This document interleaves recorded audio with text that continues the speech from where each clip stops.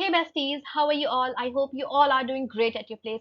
I am Prachi from the channel Literature with Prachi, and today we are going to talk about BGC 106, Block 3, which is genres of popular literature, second detective and science fiction.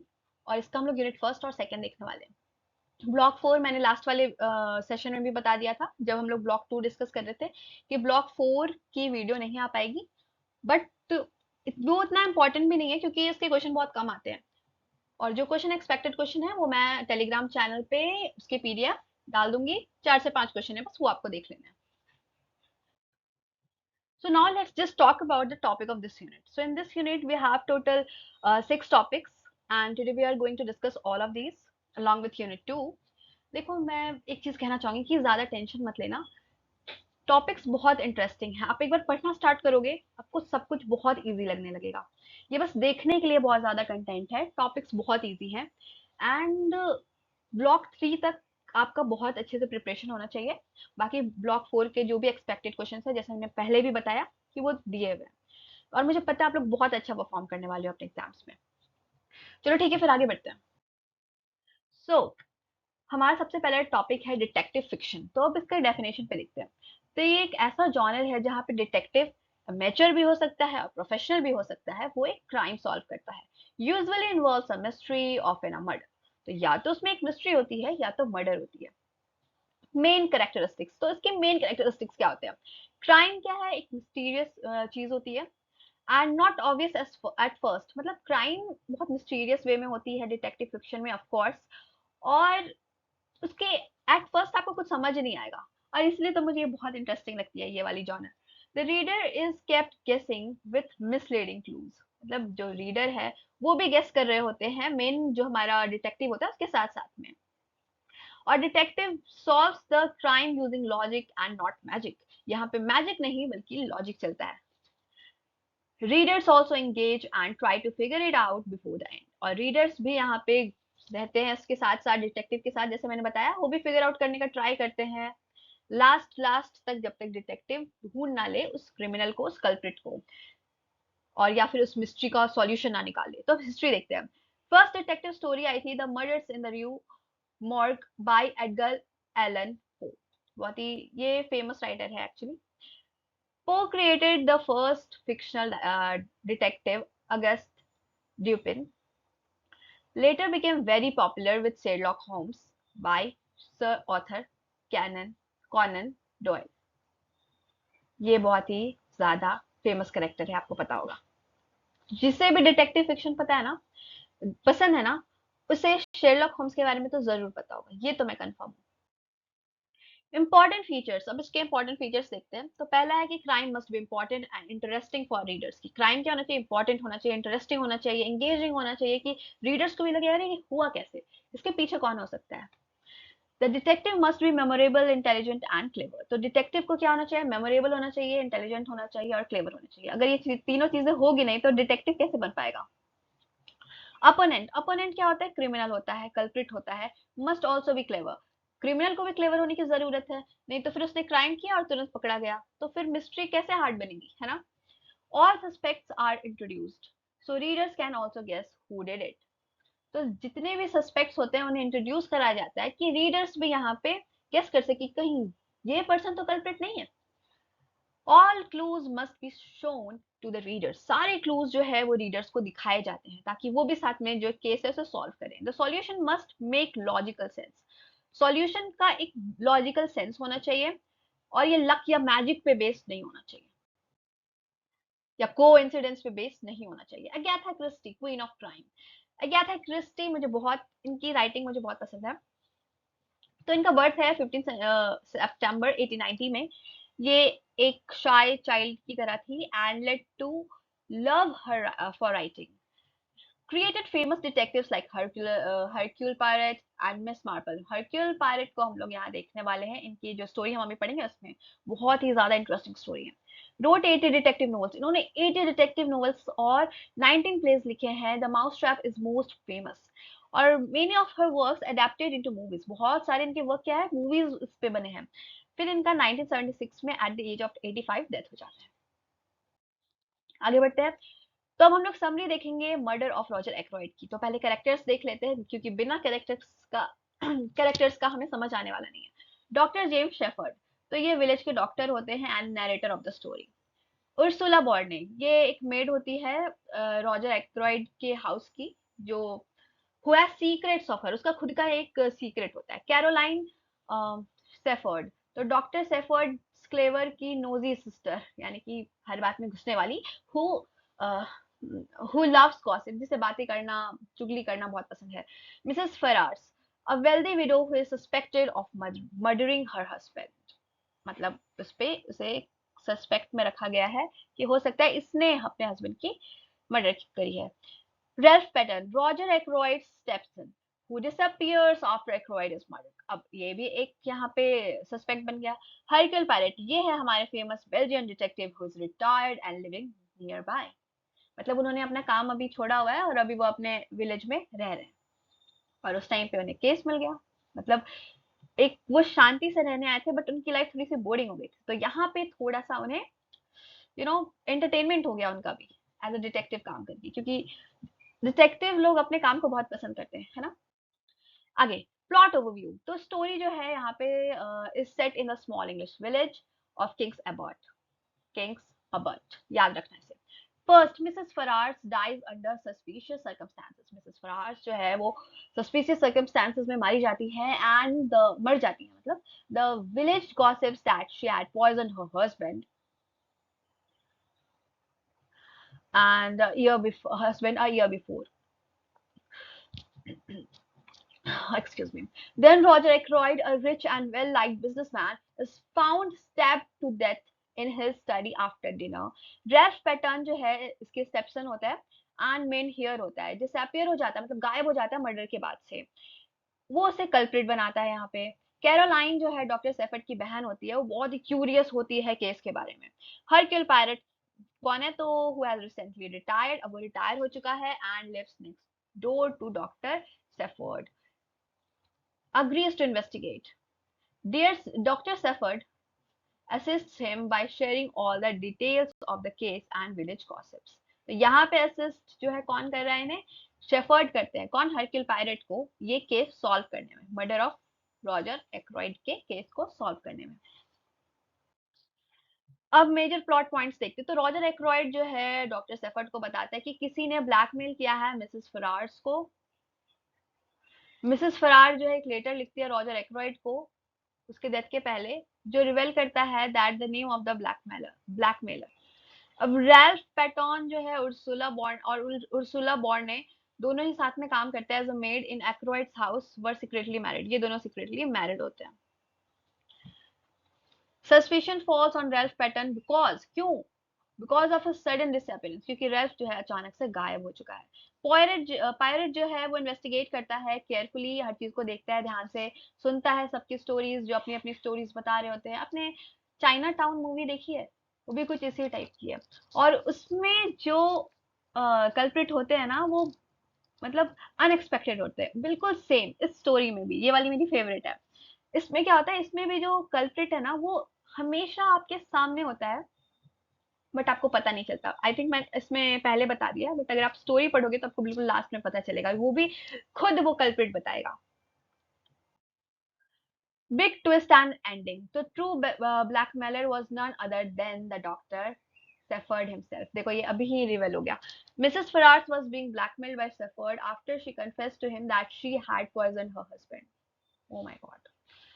जब Mrs Ferrars जो है Roger Ackroyd को लिख रही होती है to name her blackmailer, doctor Sheppard decided to kill Ackroyd. अब यहाँ पे डॉक्टर सेफर्ड ने एक्रोइड को मार दिया before he could read the letter aloud. यानी मिसेस फरार जो है अपने हस्बैंड को लिखती है कि उसे ब्लैकमेल किया जा रहा है क्योंकि उसने अपने हस्बैंड को पॉइजन किया था। तो डॉक्टर सेफर्ड जो है यहाँ पे डिसाइड करता है कि वो एक्रोइड को ही मार देगा, इससे पहले कि जो एक्रोइड है वो लेटर पढ़े। थ्रू आउट द नोवेल, अब पूरे नोवेल में रीडर्स जो है यही सोच रहे थे कि डॉक्टर सेफर्ड जो है स्टोरी बता रहा है, क्योंकि नरेटर तो डॉक्टर सेफर्ड है, बिल्कुल ऑनेस्टली स्टोरी बता रहा है, लेकिन रियलिटी में he had been leaving out vital details, मतलब वो बहुत ही ज्यादा वाइटल डिटेल्स छोड़ते हुए हमें स्टोरी बता रहा था। मतलब मैंने बताया ना, हमारे सामने होता है ये कल्प्रिट, बिल्कुल सामने, बिल्कुल स्टार्टिंग से, बट हमें बिल्कुल लास्ट में जाके पता चलता है कि कौन था कल्प्रिट। डॉक्टर सेफर्ड, जो हमेशा से हमारे डिटेक्टिव फ्रेंड के साथ था, पायरेट। तो pirate Pirate cleverly solves the case by gathering all the clues and making everyone reveal their secrets. Finally, Pirate जो है privately confront करता है डॉक्टर सेफर्ड का सच से।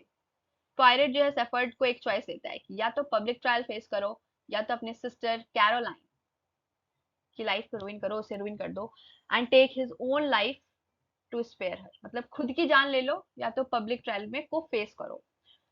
डॉक्टर सेफर्ड जो है वो फाइनल कन्फेशन लिखता है मैन्युस्क्रिप्ट में, जो कि नोवेल खुद है, और कमिट करता है सुसाइड, यानी कि उसने पब्लिक ट्रायल को फेस नहीं किया, उसने सुसाइड किया। अब इसकी मेन थीम देखते हैं। स्टोरी इंटरेस्टिंग थी ना? और ये तो बहुत छोटे में थी, अगर आप पूरा पढ़ोगे ना स्टोरी तो आपको बहुत मजा आएगा। तो the power of secrets and lies, this story is built around hidden truths. मतलब इस स्टोरी, ये जो स्टोरी है इसमें बहुत सारे हिडन ट्रूथ्स हैं। Almost every character keeps some kind of secret, मतलब हर एक कैरेक्टर के पास अपने अपने सीक्रेट हो रखे हैं। सबके अपने अपने सीक्रेट होते हैं, आपके भी होंगे, है ना? Like Mrs. Farrar's hiding the fact that she killed her husband, or Ursula and Ralph keeping their marriage secret. ये बिगेस्ट सीक्रेट जो है is that doctor shepherd is a real culprit. सबसे बड़ा सीक्रेट तो यही था कि डॉक्टर सेफर्ड जो है वो रियल कल्प्रिट है। एंड ये सीक्रेट्स कॉज फियर, और ये जो सीक्रेट्स थे, ये फियर, टेंशन, इवेंचुअली जो है एक टेरिबल आउटकम लाया, जैसे जो कि था murder of Roger Ackroyd. And the novel shows that secrets and lies can destroy lives and relationships. Next theme क्या है? Cleverness of the detective versus criminal. अब दोनों ही क्लेवर हैं। देखा, क्रिमिनल ने हमें ये पता नहीं चलने दिया कि वही क्रिमिनल है वो तो हमें स्टोरी बता रहा है, हम उस पर पूरा ट्रस्ट कर रहे हैं। बट डिटेक्टिव भी यहाँ कम नहीं। The novel is like a puzzle game between Hercule Poirot and a murderer. Poirot बहुत ही फेमस है for his brilliant mind using careful observation and logic to catch the culprit. Criminal जो doctor Sheppard है, ये भी try करता है अपना सच छुपाने का क्लेवरली, और बहुत सारे फेक क्लूज बनाता है, मिसलीड करता है लोगों को, पायरेट तक को मिसलीड करने की कोशिश करता है, ट्राई करता है, बट वो कर नहीं पाता। ये जो थीम है हाईलाइट करता है एक mental battle between two intelligent people, एक तो क्रिमिनल और दूसरा detective, one trying to hide the truth while the other one determined to find it. Next is the narrow gossipy life of a small village. तो story जो है एक quite village में set होता है, जहाँ पे सब लोग जो है सब लोगों को जानते हैं, मतलब एक दूसरे को बहुत अच्छे से जानते हैं। विलेज में तो लोग जानते ही सब अच्छे से, तो पीपल को जो है बात करना बहुत पसंद होता है एक दूसरे के बारे में, जो रिच होते हैं, हुज मैरी हुम, कौन रिच है, किसने किससे शादी की, क्या सीक्रेट, किसके क्या सीक्रेट है। गॉसिप जो है बहुत ही जल्दी फैलती है उस विलेज में। रुको मैं पेन चेंज कर लेती हूँ। Yes, and everyone is curious about everyone's business, मतलब नोजी लोग हैं समझ लो, कि सबको किसी और से ही मतलब है कि किसकी लाइफ में क्या चल रहा है। ये जो थीम है ना, ये दिखाता है कि किस तरह से एक स्मॉल विलेज प्राइवेट मैटर्स कभी रहने ही नहीं देता है प्राइवेट। मतलब थोड़े टाइम के लिए आप उसे छुपा सकते हो, बट बहुत लंबे टाइम के लिए आप उसे प्राइवेट नहीं रख सकते, अपनी कोई भी सीक्रेट को भी। तो making it even harder to hide secrets, तो अब सीक्रेट को और भी ज्यादा हार्ड बना देता है छुपाना। Trust and betrayal even bye trusted doctor. तो बहुत मोस्ट सरप्राइजिंग पार्ट क्या है इस नोवेल का, इज दैट जो नरेटर है वो खुद ही एक ट्रस्टेड विलेज डॉक्टर है, जो एक मर्डरर है वही कल्प्रिट है। Readers normally just trust doctors and because they are doctor, ये ऐसे नहीं होगा, because they are caring and honest. But here doctor जो है बिट्रे करता है सबको, सबके ट्रस्ट को, for his own gain, खुद के प्रॉफिट के लिए। And this theme reminds us that appearances can be deceptive, यानी किसी, बोलते हैं ना, डोंट जज a book by its cover, तो सेम चीज है, कोई बुक बहुत अच्छी है तो जरूरी नहीं उसका कंटेंट अच्छा हो। Even someone who seems kind and helpful can hide a dark side. Typology of crime and detective fiction, तो अब हम लोग देखते हैं इसे। टाइपोलॉजी यानी टाइप्स देखेंगे। तो सेंसेशन फिक्शन, ये क्या होता है? ये एक टाइप ऑफ फिक्शन होता है जो कि it became popular in Britain during the mid 1800s. It focused on shocking and sensational plots मतलब इसमें शॉकिंग प्लॉट्स होते हैं जो अक्सर इन्वॉल्व करते हैं क्राइम, जैसे कि bigamy, bigamy, adultery, seduction, fraud, forgery, blackmail, kidnapping and murder. Target audience क्या होते हैं? It appeals to a wide range of readers from the middle class to the upper class because of its exciting and scandalous storyline. की feature देखते हैं तो focus on domestic crimes. ये अक्सर क्या होता है, क्राइम जो होते हैं वो घर के अंदर होते हैं, ऑर्डिनरी लुकिंग पीपल करते हैं। उसमें ऑर्डिनरी मतलब ऐसे लोग जिसको आप बोलते हैं ना बहुत इनोसेंट सा फेस है, बहुत इनोसेंट है, वो लोग जो है इन सब चीजों में इन्वॉल्व होते हैं, making them feel very real and shocking to readers. मतलब रीडर सोचते रह जाते हैं कि ये कैसे मर्डर हो सकता है। नोवेल ऑफ मिस्ट्री, तो मिस्ट्री का नोवेल मतलब हमारा क्राइम है, डिटेक्टिव फिक्शन है, तो मिस्ट्री तो होनी चाहिए ना। These stories often had a hidden mystery that wasn't immediately clear, drawing readers in. Emotional impact क्या होता है कि गोल होता है कि एक स्ट्रॉन्ग फीलिंग, सस्पेंस की स्ट्रॉन्ग फीलिंग क्रिएट हो, इवॉल्व हो, और रीडर्स में एक्साइटमेंट भी आए कि अब क्या होगा आगे। Early influence of detective fiction, तो while not always strictly detective stories, they set the stage for genre by introducing elements of mystery and crime that later detective fiction would build upon. For example, novels by Mary Elizabeth Braddon, जैसे Lady Audley's Secret, Wilkie Collins जैसे कि the Moonstone, are good examples. Next है golden age detective fiction. तो ये क्या होता है, ये वाला जॉनर क्या है, ये टाइप क्या है? तो ये जो है this era of detective fiction popular between the two world Wars is known for its clever puzzles and focus on intellectual deduction. It is often called golden age. क्यों? Because it perfected the classic detective story. की features क्या है? It emphasizes on the puzzle. जो main focus है वो mystery पे रहता है, और किस तरह से जो क्राइम है वो कमिट किया गया है, किसने किया है, एंड किस तरह से जो डिटेक्टिव है वो फिगर आउट करता है कि किसने ये जो क्राइम है वो किया है, कौन कल्प्रिट है, अपने लॉजिक को यूज करते हुए।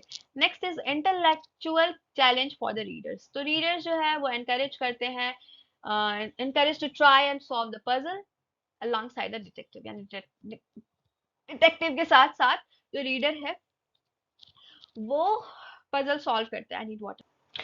फेयर प्ले देखते हैं, तो ऑथर्स जो है authors often provided all the clues needed for the readers to solve the mystery, making it a fair game. मेरा जो ईयरफोन था वो भी खराब हो गया, तो और जोर जोर से बोलना पड़ा, इस वजह से थ्रोट में पेन हो रही है। ऑर्डर एंड रीजन, बस आपके एग्जाम अच्छे से हो जाए। Unlike sensation fiction, golden age stories often ended with the restoration of order and justice, reflecting a desire for civility in a chaotic world. Next है सेंट्रल डिटेक्टिव्स। तो बहुत सारे फेमस डिटेक्टिव हैं डिफरेंट डिफरेंट टाइम के, जैसे Sherlock Holmes बहुत famous है, हरक्यूल pirate अभी जिसके बारे में पढ़ा, वर हाईली इंटेलिजेंट, वो लोग बहुत इंटेलिजेंट थे एंड है अभी भी, and often had unique quits, मतलब उनके यूनिक ही एक पर्सनालिटी थी। आर्म चेयर डिटेक्टिव, ये क्या होता है? तो the detective often solve the crime through intellectual reasoning rather than physical action, मतलब अपने माइंड से ही सब कुछ सोच लेते हैं, हाँ इसने ऐसे ऐसे ये सारी चीजें की है।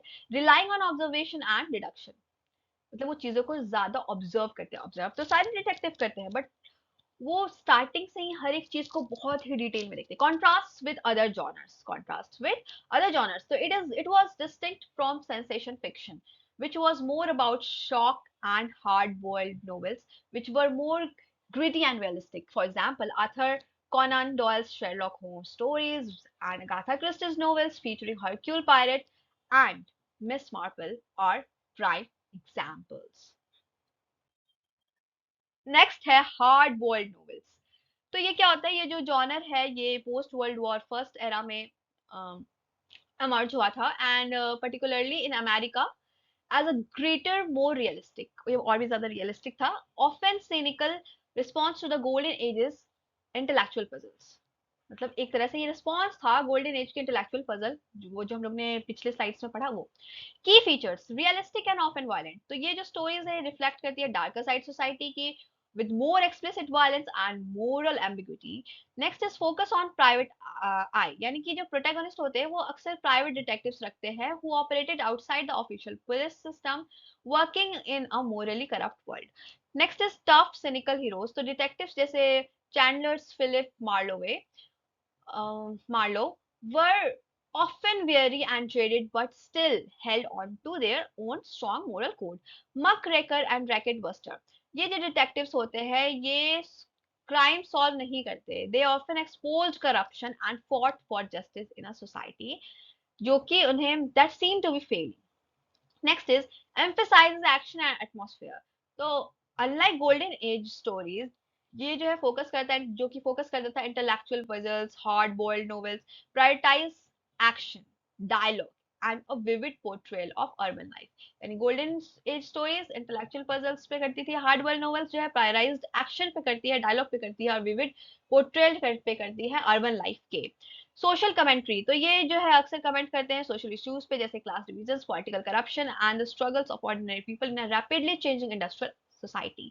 एंटी एलिटिस्ट एंड पॉपुलिस्ट, जो हार्ड बॉइल्ड डिटेक्टिव होते हैं ये ऑफन चैंपियन होते हैं, champion the common person and showed little respect for established institution or wealthy elite. Example के लिए यहाँ पे कुछ एग्जाम्पल्स है. डैशल हैमेट and Raymond Chandler are key figures in this genre, with Chandler's The Simple Art of Murder being a significant work. Philip Marlowe is a classic hard-boiled detective character. ये याद रखने वाली चीज है. ओके ओके, अब हमारा unit 2 आ जाता है. यूनिट 2 में क्या है? तो it conventions of detective fiction as genre, narrator and narrative strategy, social milieu and class consciousness. तो हम लोग ये देखेंगे. इसमें टोटल 3 टॉपिक्स है जो हम लोग खत्म करेंगे. तो conventions of detective fiction as a genre. तो डिटेक्टिव फिक्शन होती क्या है? एक स्टोरी होती है जहाँ पे क्राइम, यूजुअली मर्डर होता है, and the author's and readers agree हो जाते हैं कुछ सर्टेन रूल्स पे. मिस्ट्री जो है वो इट सीम्स अनसॉल्व, मतलब वो सॉल्व नहीं हो सकता, ऐसा लगता है कि वो पॉसिबल ही नहीं है सॉल्व होना. और पुलिस जो है वो भी उतनी अच्छी नहीं होती कि वो ठीक से फिगर आउट कर सके चीजों को. डिटेक्टिव का रोल क्या होता है? ब्रिलियंट डिटेक्टिव ऑब्जर्वेशन यूज करता है, अपना इंटेलेक्ट यूज करता है to solve the crime. How the detective works. Detective काम कैसे करते हैं? पहले तो वो क्राइम सीन को इंस्पेक्ट करते हैं, उसके बाद गैदर्स एविडेंस, यानी कि जितने भी एविडेंस होते हैं, सबूत होते हैं, उसे इकट्ठा करते हैं, ढूंढते हैं, इंटरोगेट सस्पेक्ट, जो भी सस्पेक्ट्स होते हैं उस पर इंटरोगेट करते हैं to find the motive. establishes alibi proof someone was elsewhere. आप एक चीज नोटिस कर रहे होगे कि जो डिटेक्टिव होते हैं ना, जब तक ये पता नहीं चलता कि कल्प्रिट कौन है तब तक वो लोग सस्पेक्ट सब पे करते हैं, लेकिन किसी को भी ऐसे नहीं बोलते कि यू आर द कल्प्रिट, ऐसा नहीं बोलते. वो सस्पेक्ट सब पे होता है बट किसी पे वो ब्लेम नहीं करते कि you are the culprit. Red herrings, these are the misleading clues designed to throw off the investigation. Detective must shoot through them. Logical deduction क्या है? तो द डिटेक्टिव यूजेस लॉजिक, मतलब लॉजिक और रीजनिंग जो भी वो यूज करते हैं, जिससे सारे जितनी भी चीजें हैं जो अलग अलग तरीके से, नहीं होता है कि स्टार्टिंग में कुछ अलग पजल है, एक पर्सन अलग स्टोरी सुना रहा है मर्डर के बाद दूसरा अलग स्टोरी सुना रहा है. आप चाइना टाउन अगर मूवी देखी है तो उसमें एक चीज आपने नोटिस की होगी, इसी तरह की चीज होती है. तो जो डिटेक्टिव होता है उसमें तो खैर वो पुलिस होता है, बट डिटेक्टिव क्या है? अपना लॉजिक रीजनिंग यूज करके सारी चीजों को कनेक्ट करता है and form a hypothesis. narrator and narrative strategy. Big twist. In the murder of Roger Ackroyd, यानी एमआरए, ऐसे भी क्वेश्चन आ सकता है एमआरए, तो कंफ्यूज मत होना. Murder of Roger Ackroyd, the narrator doctor Sheppard, एक ये एक्चुअल में मर्डरर होते हैं, and this breaks the traditional rule that the narrator is trustworthy. क्योंकि नरेटर क्या होता है? नरेटर ट्रस्टवर्दी होता है, वो स्टोरी सुना रहा है, वो अच्छा होगा, चांसेस ही नहीं है कि वो मर्डरर हो सकता है. बट ये क्या, मर्डर ऑफ रॉजर एक्रोइड में तो डॉक्टर सेफर्ड जो नरेटर है वही मर्डरर निकला, वही कल्प्रिट निकला. Christie's cleverness. Agatha Christie makes the reader trust Safford by presenting him as a reliable and observant doctor. यहाँ पे क्रिस्टी, यानी जो अगेथा क्रिस्टी है, उनके भी राइटिंग स्टाइल को हम लोग को अप्रेजल देना चाहिए, अप्रिशिएट करना चाहिए कि किस तरह से उन्होंने शेफर्ड को प्रेजेंट किया, कि हम लोगों ने उस पर पूरी तरह से भरोसा कर लिया, यानी बिलीव कर लिया, हाइडिंग हिज ट्रू नेचर. और उसने अपना जो है अपना ट्रू नेचर हाइड कर लिया और हमने उस पर ट्रस्ट कर लिया. सेफर्ड्स रोल, सेफर्ड का क्या रोल था? He acts as a western figure like Sherlock Holmes sidekick, मतलब साइड में जो हेल्प करते हैं डिटेक्टिव के, साइड रोल होता है उनका. टू पायरेट प्रोवाइडिंग इन्फॉर्मेशन, मतलब वो उसको इन्फॉर्मेशन देता था और वो उसको डाइवर्ट कर रहा है इधर. However he also misleads the reader. Of course readers भी मिसलीड हो गए थे.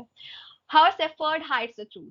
अब सेफर्ड ने अपना ट्रूथ कैसे छुपाया. He omits crucial information. He describes his own actions in ways that seem innocent. यानी वो अपने आप को इस तरह से बता रहा था कि वो बहुत innocent है, वो मर्डर कर ही नहीं सकता, तो उस पे किसी का शक भी नहीं गया. He uses vague language और innocuous hints that only become clear after the reveal. मतलब revelation के बाद ही पता चला कि मर्डरर कौन है. He keeps his thoughts to himself and pretends to shed light on everyone else. And he is like a player in a game. मतलब ये खुद को एज अ प्लेयर दिखा रहा था, खुद को छुपा रहा था, कंसीलिंग हिज हैंड, अपने हाथों को छुपा रहा था जिसपे खून लगे थे, and strategically withholding information. James Shepherd the doctor. तो जो शेफर्ड का प्रोफेशन है, he is respected village doctor, जो कि which makes him seem trustworthy and ethical. Doctor पे सब ट्रस्ट करते हैं ना. Sefard's observation. He notes details about people or events, reinforcing his role as an observer. यानी कि वो एकदम पूरी तरह से घुसा हुआ है कि मैं भी एक केस सॉल्व करने में हेल्प कर रहा हूँ, बल्कि वो खुद कल्प्रिट था. His this sorry, his deception. He uses his position to gather information and manipulate situations for his own benefit, even poisoning his friend Mrs. Ferrars. Hmm. James Stafford, the Boston figure. Stafford as assistant. He helps Poirot by gathering information and interviewing people, acting like a typical Watson character. तो ये pilot की help करता है, assist करता है information देने में, और एक टिपिकल वॉस्टन कैरेक्टर जैसा बिहेव करता है. This it unlike a true western. Sheppard जो है यूज करता है close proximity to Poirot to influence the investigation, and hide his guilt. तो अपनी गलती छुपाने के लिए देख रहे हो, मतलब गलती छुपाने के लिए बिल्कुल लाइन के बगल में बैठा हुआ है, ऐसा कह दो. He is not just an assistant, he is a participant in the crime he is helping to solve.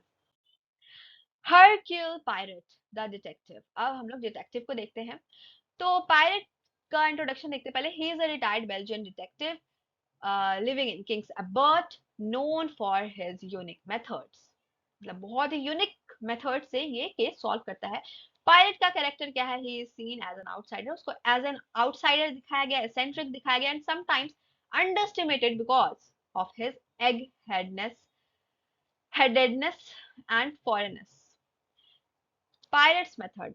तो ये पहले तो ह्यूमन के नेचर और साइकोलॉजी पे ध्यान देता है. Little grey cells, and he conducts thorough investigation और वेरीफाई करता है हर एक फैक्ट, एस्टेब्लिशिंग टाइमलाइंस. मतलब किस टाइम पे क्या हुआ, हर एक इंसान से स्टोरी पूछ रहा है वो कि उस पर्टिकुलर टाइम पे जब मर्डर हुआ तो लोग क्या कर रहे थे, उस हिसाब से वो वेरीफाई करता है, इन्वेस्टिगेट करता है. He uses interviews and observations to understand motives and एलिबीज.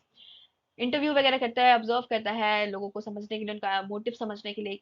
He sees things other miss, like the body of evidence that refers to the clues themselves, not just a physical body.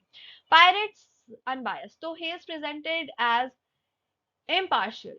ये as an impartial person दिखा है, not letting emotions और personal opinions cloud his judgement. यानी कि वो emotional होकर नहीं सोचता था, पर्सनल ओपिनियन नहीं देता था, मतलब पर्सनल ओपिनियन नहीं देता था, वो फैक्ट पे बात करता था, फैक्चुअल बातें होती थी उसकी, और वो चीजों को बहुत अच्छे से ऑब्जर्व करता था और फिर ही कुछ बोलता था. Pirate and suffered. पायरेट जो है इवेंचुअली अनकवर कर देता है सफर्ड की गलती through his careful observation and deduction. और इवन व्हेन सफर्ड जो है वो मिसलीड करने का ट्राई करता है, फिर भी जो हमारे डिटेक्टिव है, जिस पायरेट है, वो पता लगा ही लेता है that who is the culprit. Suspects, red hearings and the body of evidence. तो मल्टीपल सस्पेक्ट होते हैं इसमें. स्टोरी जो है बहुत सारे कैरेक्टर्स दिखाती है who could have committed the murder, each with a motive और सस्पिशियस बिहेवियर. मतलब हर एक इंसान के पास मोटिव होता है कि वो एक्रोइड रॉजर का मर्डर कर सकता है. Red Hering's. रेड हेरिंग्स में क्या है, तो दीज आर द फॉल्स और misleading clues designed to distract the reader and Poirot. और ये किसने लाया था. ऑफ कोर्स पहला तो हमारे जो है ऑलरेडी था, कुछ मिसलीडिंग क्लूज थे, और दूसरा जो हमारे सेफर्ड है, जो कल्प्रिट है, उसने डिस्ट्रैक्ट करने के लिए कुछ मिसलीडिंग क्लूज दिए थे. Ralph Paton, Roger Ackroyd stepson, strongly implicated. दूसरा, Flora Ackroyd and her engagement to Ralph. Parker the butler and his past. Ursula Warne and her secret marriage. So the body of evidence. This refers to the collection of clues that, when put together, reveal the truth, even if they don't seem significant individually. Shepherd manipulation. किस तरह से Shepherd जो है वो manipulate करता है? तो Shepherd actively creates red herrings and misleads the police and pirate to keep suspicion away from himself. कि वो अपने से जो suspicion है उसको हटा दे. इसलिए वो खुद ही हेल्प करने का प्रिटेंड करने लगा कि मैं हेल्प करूंगा क्योंकि मैं बहुत अच्छा फ्रेंड हूं ना, इसलिए. Okay, next is Caroline. Caroline's role. She is Dr. Sefford's sister and often gossip monger. वो प्रोवाइड करती है बहुत सारे pieces of information through her conversation. Wait a moment. Yes. और उसकी क्यूरियसिटी तो कैरोलाइन जो है पोर्ट्रे करती है एज क्यूरियस, मतलब उसको पोर्ट्रे किया गया स्टोरी में as curious and always seeking information, मतलब हर किसी से इन्फॉर्मेशन चाहिए उसको, बहुत नोजी होती है. एंड शेफर्ड जो है एक्सप्लॉइट करता है टू स्प्रेड मिस इन्फॉर्मेशन और gather details for his own benefit. Unreliable source यहाँ पे दिखाया गया है. While she seems to give insights, her information is often based on gossip. मतलब उसका जो इन्फॉर्मेशन है ना सुनी सुनाई होती थी कि लोग ने कुछ कह दिया तो हाँ पता है ऐसा हुआ था. Making her an unreliable but useful source for the narrator. mahjong. तो mahjong गेम है, ये चाइनीज गेम होता है. It is mentioned as a social activity that brings characters together in Christie's story. Symbolic meaning क्या है the game, इस game का symbolic meaning क्या है? तो गेम रिप्रेजेंट करता है एक मिस्ट्री खुद में. Just as players in mahjong must hide their tiles, मतलब mahjong गेम में टाइल्स वगैरह हाइड करते हैं, मुझे इसके बारे में नहीं पता. And strategies, the characters in the murder mystery hide their secrets. यहाँ पे कैरेक्टर्स जो है मर्डर मिस्ट्री ये जो चल रहा है उसमें अपने सीक्रेट हाइड करते हैं, अपने मोटिवेशन हाइड करते हैं. और जो मिसिंग पीसेज है mahjong में वो सिंबलाइज करते हैं हिडन क्लूज और ट्रूथ स्टोरी. आई होप ये क्लियर है.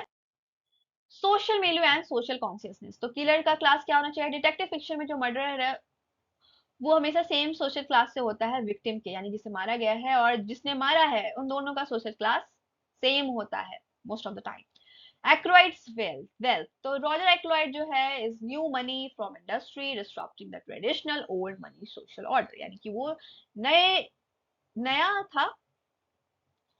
न्यू मनी मतलब इंडस्ट्री में वो नया नया था बट बहुत ग्रो कर लिया. और ओल्ड जो लोग थे पहले के इंडस्ट्री में जो काम कर रहे थे, ओल्ड मनी जो बना रहे थे पहले के, उनका जो काम है एक्रोइड की वजह से प्रॉब्लम में आ रहा था. Social tension. The seemingly peaceful village of King's Abbot hides underlying social economic tension caused by changing class structure.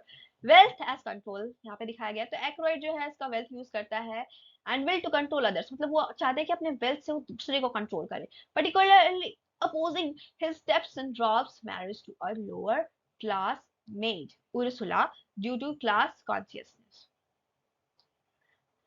तो क्यों राल्फ जो है अपने स्टेप्सन का जो शादी जो करना चाह रहा था उर्सुला से, मेड से, क्यों उसका पोस्ट था? क्योंकि एक तरह से क्लास कॉन्शियसनेस की वजह से. money as motive. Many suspects are driven by financial gain from Aykroyd's death or his will. ठीक है, तो बहुत सारे जो सस्पेक्ट्स है they are driven by their financial gain, मतलब अपने फाइनेंशियल प्रॉफिट के लिए एक्रोइड का हो सकता है कि वो चाहते थे कि वो एक्रोइड को मार दे फाइनेंशियल गेन के लिए. Christie's commentary. तो the murder serves as a backdrop for Agatha Christie to subtly critique the social issues of her era, like the rise of the capitalism, crime, and inheritance disputes. So besties, now this is the end of this session and I hope this session was helpful for you. If yes, then kindly like, share, comment and subscribe this channel. And yes, don't forget to click the bell icon. Furthermore, you can join my Telegram channel. There you will keep updated with the notices of IGNOU.